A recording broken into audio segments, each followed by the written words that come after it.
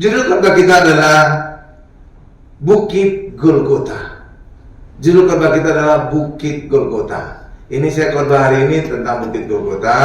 Kapan lagi saya nanti tentang salib. Ini banyak rahasia nih Bapak Ibu, dan orang Kristen harus mengerti tentang hal itu ya. Nah, sekarang tentang Bukit Golgota. Kita buka dulu Yohanes 19 ayat 17. Haleluya. Nah, ini saya akan bacakan ya. Yohanes 19 ayat 17 ya. Yesus keluar dengan memikul sendiri salibnya ke tempat yang bernama tempat tengkorak. Apa namanya? Tempat tengkorak. Dalam bahasa Ibrani disebut Golgota. Ya. Sebenarnya ini kurang tepat.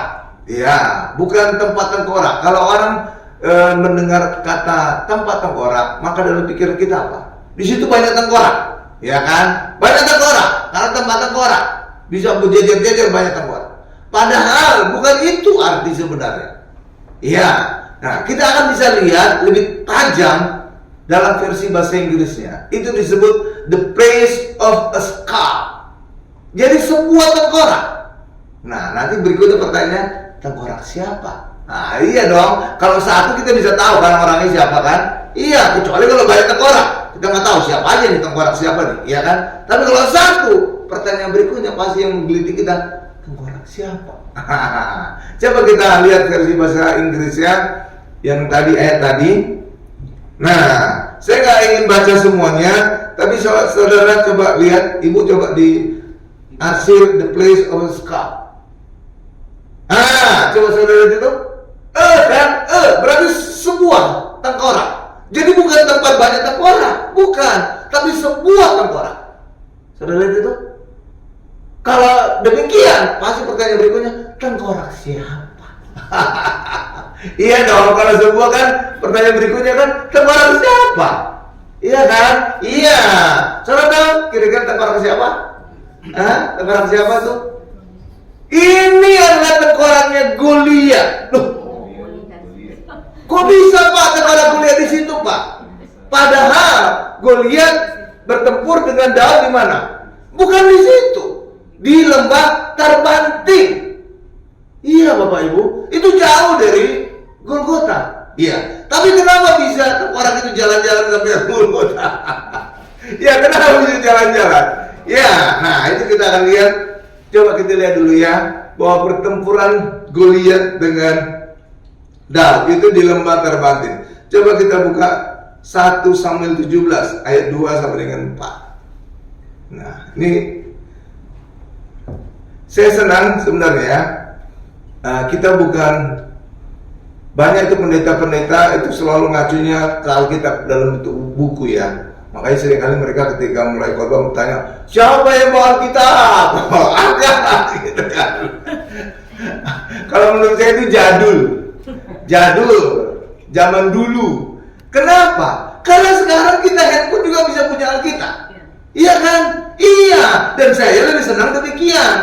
Kenapa? Karena sekarang handphone selalu kita bawa kemana-mana. Iya, sehingga orang berkata lebih baik ketinggalan dompet daripada ketinggalan handphone. Ya kan? Iya. Nah, ketika Alkitab ada di handphone, maka di mana saja, kapan saja saudara bisa baca Alkitab. Lagi nunggu antrian, lagi di bis, lagi ya segala macam selalu bisa kan? Iya. Jadi kapan saja, di mana saja minumnya Coca-Cola. Oh,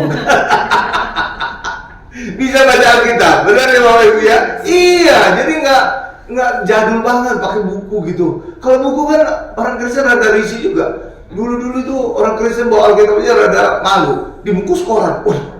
Iya, dibungkus koran. Ya sekarang kan dia praktis kan? Iyalah. Tinggal kita baca di mana saja baca. Bahkan juga sekarang Alkitab itu kita gampang nyari. Misalkan tentang Roh Kudus kita bisa tampilkan, ya kan? Aplikasi kan ada kan? Kalau zaman dulu tahu nggak saudara? Pendeta itu harus punya dua. Satu Alkitab, dua konkordansi. Kenapa? Konkordansi itu indeks untuk mencari sesuatu di Alkitab. Indeks. Jadi misalkan tentang Roh Kudus, dia lihat di indeksnya, oh ada di sini, ada di sini. Kalau zaman sekarang kan nggak perlu, pakai handphone, tinggal search saja udah ketemu kan? Iya. zaman jadul bener itu kita sama ada konkordansi. Ya kalau sekarang kan nggak ada lagi tuh, nggak zaman lagi ya. Jadi saya sarankan kita di handphone aja cukup ya. Nah makanya saya nggak pernah sebelum khotbah siapa yang bawa Alkitab, aduh jadul banget itu pendeta. Dan saya yakin pendeta itu Alkitabnya nggak pernah ganti. Kenapa? Saudara tahu kenapa? Karena di Alkitab itu banyak catatannya. Jadi ketika dia ganti Alkitab, catatannya jadi hilang. Makanya sampai busuk gitu Alkitab. Iya, coba saudara lihat deh. Yang pendeta yang masih bawa Alkitab, itu udah lama sekali. Kenapa? Catatannya nggak ada banyak di situ. Jadi kalau dia ganti Alkitab baru hilang itu catatannya, iya kan? Iya. Kalau kita kan sekarang lain. Oke, kita kembali ke ayat tadi. Lihat ini ayat di mana Goliat bersama Daud bertempur itu di lembah Tarbantin 1-17 ayat 2-4. Demikian. Saul dan orang-orang Israel berkumpul juga dan berkemah di lembah Elah. Mereka bersiap-siap untuk menghadapi serangan orang Filistin. Demikianlah barisan orang Filistin berdiri di sebuah bukit dan barisan orang Israel di bukit yang lain, dan di antaranya ada sebuah lembah. Ya, maka seorang jago berkelahi. Oh, sekarang namanya jago berkelahi ya. Kemarin itu apa ya terjemahannya? Nah, ya pokoknya sekarang jadikan jago berkelahi. Kemarin itu bukan ya pendekar atau apa gitu ya, pahlawan gitu. Ini sekarang jago berkelahi. Jago berkelahi yang bernama Goliat dari kota Gad keluar dari perkemahan Filistin. Ini kok dari kota Gad ya. Kemarin dari suku Gad. Ya, ini versi berapa Pak Alkitabnya? Oh ya dulu. Kok pakainya rada Oh iya, agak beda kayaknya. Biasanya kan dari suku Gad ya. Ini jadi kota Gad. Ya oke lah, nggak apa-apa lah, beda-beda tipis itu. Keluar dari perkemahan Filistin untuk menantang orang Israel. Tingginya kira-kira 3 meter. Ini benar bahasa Indonesia 3 meter. Kalau Alkitab lama 6 hasta katanya. 6 hasta kan? Ini udah terjemah banget ini berarti. Iya. Tingginya 6 hasta setinggal. Iya, 6 hasta setinggal. Ini jadi beda nih. Ya udah nggak apa-apa. Justru lebih cocok kita ya. Iya. Ibrani kira-kira 3 meter sebuah naskah. Ini sehari-hari Pak. Oh. Yang ini sehari-hari. Oh jangan sehari-hari. Ya yang dia. Ya udahlah, pokoknya 3 meter ya. Saudara bayangkan 3 meter tingginya Goliat. Lihat kepada saya. Saudara bisa bayangkan dari lantai ini sampai atas. Ini nggak sampai 3 meter. Iya, dari lantai ini sampai ke plafon. Ini nggak sampai 3 meter. Jadi saudara bisa bayangkan tingginya Goliat. Iya, luar biasa tuh. Tingginya 3 meter. Apalagi dia katanya besar, kekar, terlatih sejak masa muda. Bisa dibayangkan perkasanya Goliat, ya. Coba lanjutkan lagi deh bacaannya. Ada lagi sesuatu yang saya ingin tunjukkan kepada saudara. Ia memakai topi. Ini sekarang topi. Nah, sebelumnya itu ketopong ya. Nah, ini udah berubah nih sedikit. Agak kagum juga. Ya, topi tembaga ya. Kalau bahasa yang sebelumnya itu ketopong. Nah, ketopong itu topi tembaga atau helm, ya oke. Dan baju perang tembaga. Nah, sebelumnya baju jirah. Yang beratnya kira-kira 57 kg. Sekarang udah ukurannya udah kilogram. Kemarin tuh berapa? Sikap. Iya, biasanya gitu ya. Oke ya. Nah, saudara lihat itu Goliat pakai helm ya, topi ya. Ya. Saudara situ ada pertanyaan sesuatu menggelitik. Kenapa dia pakai topi tembaga atau helm tembaga, tapi dia bisa tembus kepalanya oleh batunya alih-alih Goliat? Batu alih-alih Daud. Saya pernah pertanyaan. Kenapa bisa tembus, Pak? Kan nggak mungkin tembaga bisa tembus dengan batu, Pak. Saudara saya aja baca kita tuh kritis dan juga coba membayangkan, kok bisa tembus ya kepalanya Goliat ya? Ya kan? Saudara tahu kenapa? Baca ayat selanjutnya. Di sini rahasianya. Ya, lanjut. Dia memakai penutup kaki. Terus. Ya, bukan terus lagi. Goliat berhenti. Terus, enggak. Coba baca 1-17 ayat 43. Di sini rahasianya kenapa Goliat bisa tembus kepalanya oleh batunya si Daud, padahal dia pakai topi atau helm tembaga. Nih, Lihat. Bab 3, ini saya bacakan ya. Ini rahasianya. Kata Goliat kepada Daud, untuk apa tongkat itu? Apakah kau anggap aku ini anjing? Nah gitu. Lalu Daud dikutukinya demi para dewa. Lihat kepada saya. Jadi pada saat Daud datang dengan tongkat dan Goliat merasa terhina, dia merasa dianggap seperti anjing. Pada saat itulah dia melepaskan semua baju perangnya. Karena Goliat berpikir, ngapain aku pakai baju perang lengkap kalau lawanku hanya pakai tongkat? Iya kan? Saudara bisa kebayang, kira-kira mengimajinasikan, ngapain Goliat pakai baju perang? Dia udah raksasa, dia besar, dia terlatih sejak muda. Dia pakai baju perang lengkap, sedangkan Daud cuma pakai tongkat. Itu kan mempermalukan, menghina kan? Makanya ketika dia lihat Daud hanya pakai tongkat, dia berkata, emangnya aku ini anjing? Maka dia lepaskan semua perlengkapan perangnya. Dia lepaskan helmnya, dia lepaskan baju jiranya, dia lepaskan semua tongkatnya, dia lepaskan semua perisainya. Hai Daud, tangan kosong saja, aku bisa mematikan kamu. Ya kan? Ya kan raksasa kan? Seperti saudara lah, kalau raksasa lawan saudara kecil, ngapain aku pakai semua baju perang? Benar kan? Iya, dia lepaskan helmnya, dia lepaskan baju jiranya, dia lepaskan semua peralatan perangnya. Mari Daud, aku tangan kosong saja bisa mengalahkan kamu. Tapi disitulah justru kelemahannya. Pada saat dia lepaskan ketopongnya, maka kepalanya terbuka. Berarti itu kepalanya terbuka, nggak ada lagi helm tembaga yang melindungi kepalanya. Dan justru pada saat itu Daud dengan alirannya tembuslah kepalanya Goliat. Lihat itu? Itu sebabnya kenapa kepala Goliat bisa tembus oleh batu. Karena dia merasa terhina karena Daud datang dengan tongkat. Ya kan, saudara lihat tuh. Karena dia berpikir, ngapain aku pakai baju perang lengkap? Tangan kosong aja saya mampu mengalahkan engkau Daud. Ya kan, apalagi dikatakan Daud itu kecil kemerah-merahan. Ngapain lawan anak kecil pakai baju lengkap perang? Ya kan? Iya. Makanya dia lepas, tapi justru di situ kelemahannya. Kenapa? Saat itulah Daud kemudian memutar alirannya, batunya tembus ke kepala Goliat. Saudara itu? Ya? Hah? Iya, luar biasa. Oke. Nah, terus ceritanya lagi. Lalu kemudian Daud mendatangi Goliat. Lalu pedangnya Goliat sendiri dipakai oleh Daud memenggal kepalanya Goliat. Lalu kepala itu kemudian dibawa kepada Raja Saul. Untuk apa kepala itu dibawa kepada Raja Saul? Saudara tahu kenapa? Emangnya Raja Saul ingin jadi sop kepala ikan? Sebab sop kepala ikan Batam itu enak, tapi kalau sup kepala Goliat, itu dijah itu baru ya. Iya kan? Saudara pernah bertanya, ngapain nih Daud bawa kepalanya Goliat? Itu udah gede, berdarah-darah lagi kan? Iya kan? Ngapain? Saudara tahu kenapa? Karena Raja Saul menjanjikan 3 hadiah kepada setiap orang yang bisa mengalahkan Goliat. 1, orang itu akan dinikahkan dengan putrinya Raja Saul, atau orang itu jadi mempelai. Lihat itu pertama, apa pertama itu? Jadi mempelai karena dinikahkan dengan putrinya Raja Saul. Nah, yang kedua apa janji Raja Saul? Hadiah apa? Yang kedua adalah diberikan harta yang banyak. Yang ketiga, orang itu bersama keluarganya dibebaskan dari pajak kerajaan.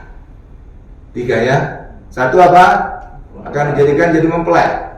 Yang kedua, akan diberikan harta yang banyak. Yang ketiga, akan dibebaskan dari pajak kerajaan. Oke, 3 ya. Ternyata, ini luar biasa. Ini singkapan ya. Mudah-mudahan saudara, itu tuh artinya. Ingin tahu ya? Nungguin ya.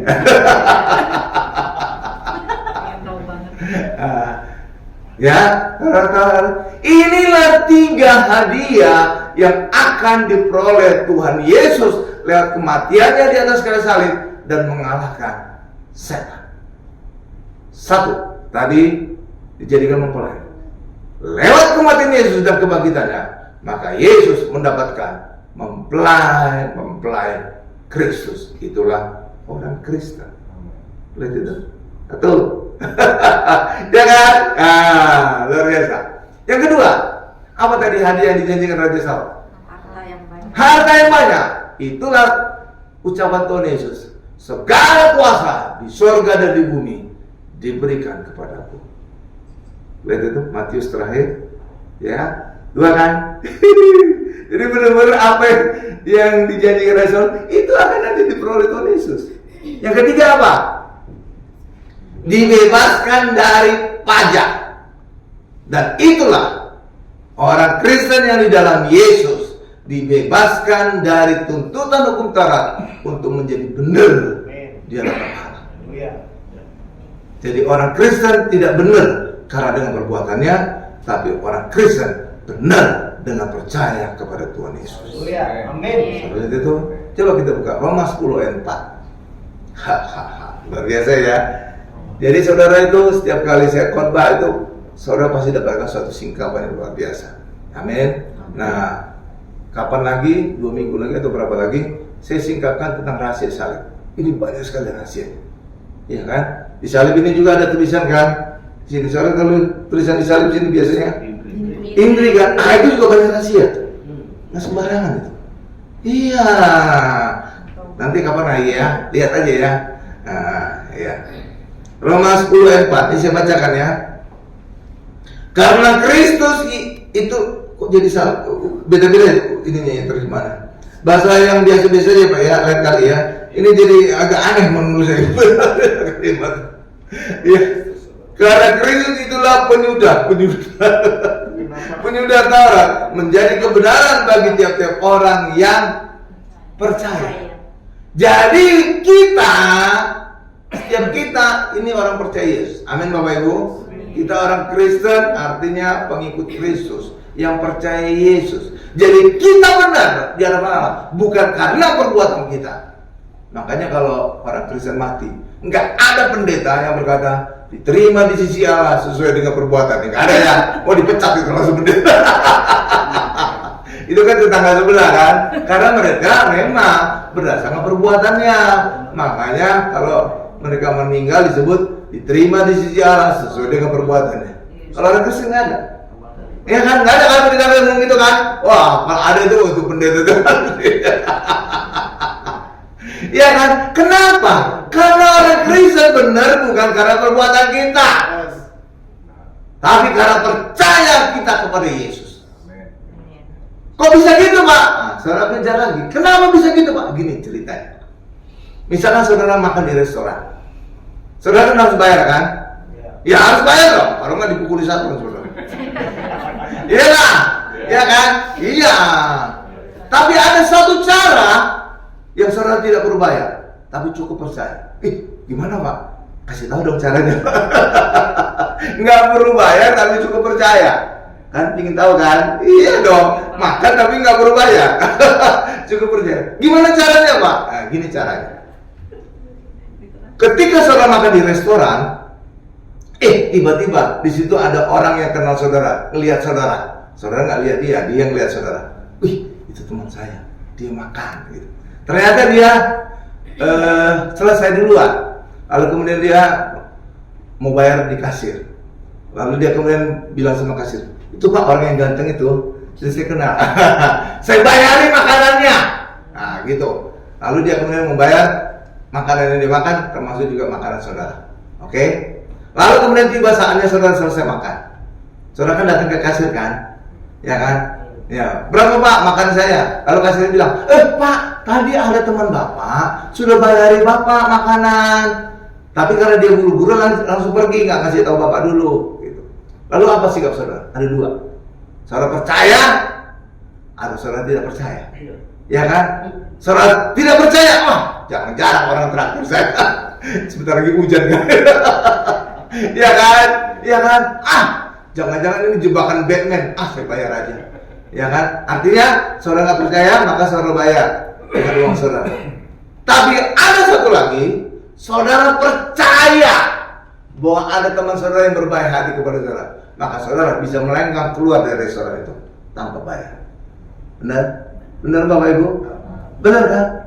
Hal yang sama juga dengan Yesus terhadap kita. Yesus telah membayar segalanya di atas kayu salib.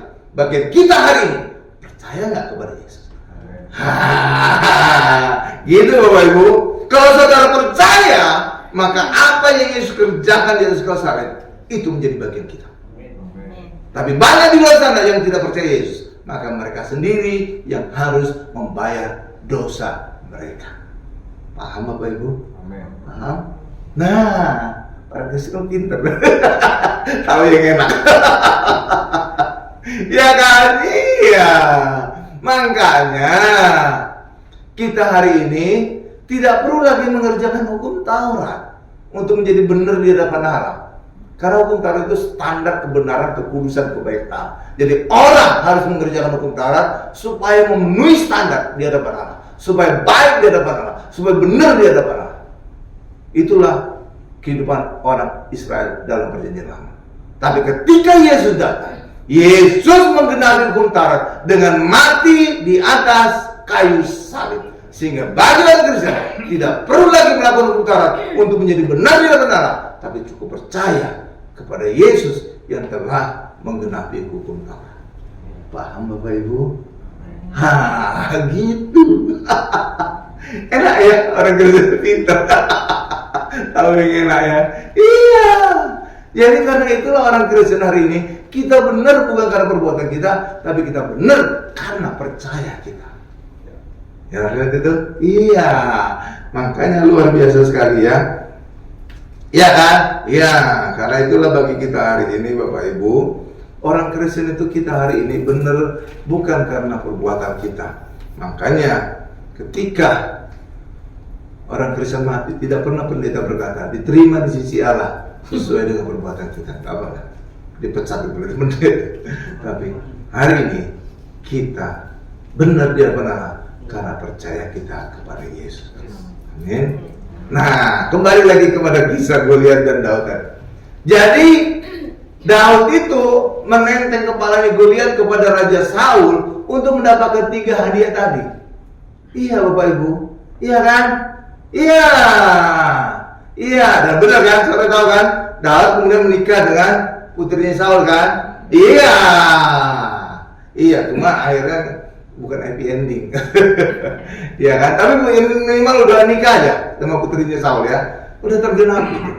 Ya. Dan kemudian kepala Goliat itu dikubur oleh Daud di sebuah bukit. Nama bukit itu Gal Goliat. Tapi kemudian bukit itu dengan berjalannya waktu berubah nama menjadi Golgota. Jadi sekarang saudara tahu, Golgota artinya tempat sebuah tengkorak. Dan tengkorak itu adalah tengkoraknya Goliat.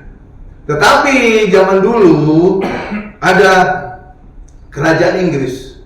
Sebelumnya itu yang berkuasa atas Israel itu kerajaan Ottoman atau Turki. Maka masuklah tentara Inggris di bawah pimpinan Jenderal Gordon.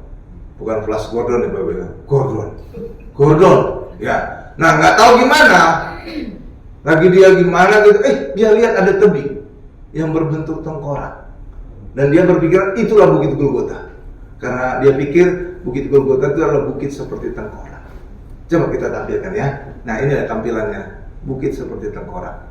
Tapi ini bukan Golgota, karena Golgota artinya adalah bukit sebuah tengkorak, bukan bukit seperti tengkorak. Nah, ini. Mirip tengkorak nggak Bapak? Iya. Beda-beda tipis ya, 11-12 ya. Ini yang dilihat oleh Jenderal Gordon itu, sehingga dia berpikiran ini. Dan ini adalah sebuah tebing batu. Dan tebing batu ini adalah sekarang tempat itu adalah Garden Tomb di Israel. Nah, ini adalah Golgota versinya orang Kristen Protestan. Iya. Sedangkan orang Katolik dan segala macam itu menganggap Holy Sepulchre. Itulah Golgota yang mereka anggap. Sehingga apa? Jalan Via Dolorosa atau jalan penderitaan itu ujungnya di Holy Sepulchre tadi, gereja Holy Sepulchre.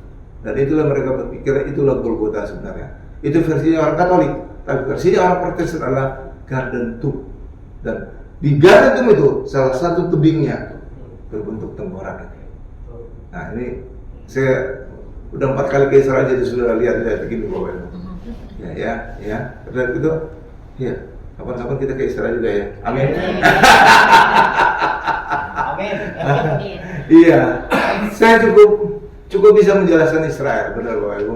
Kenapa? Karena dulu pertama kali saya sebelum berangkat ke Israel, saya minta tour guide-nya itu buku tentang Holy Land. Saya baca dulu. Jadi saya baca sebelum saya berangkat ke Israel. Sehingga ketika saya ke Israel, saya tinggal konfirmasi. Oh ini tuh Golgota. Oh ini tuh Via Dolorosa. Jadi saya ngerti background-nya. Banyak pendeta udah puluhan kali ke Israel, mungkin mereka cuma lihat luar-luarnya aja. Tapi saya tahu background-nya, cerita dari satu tempat.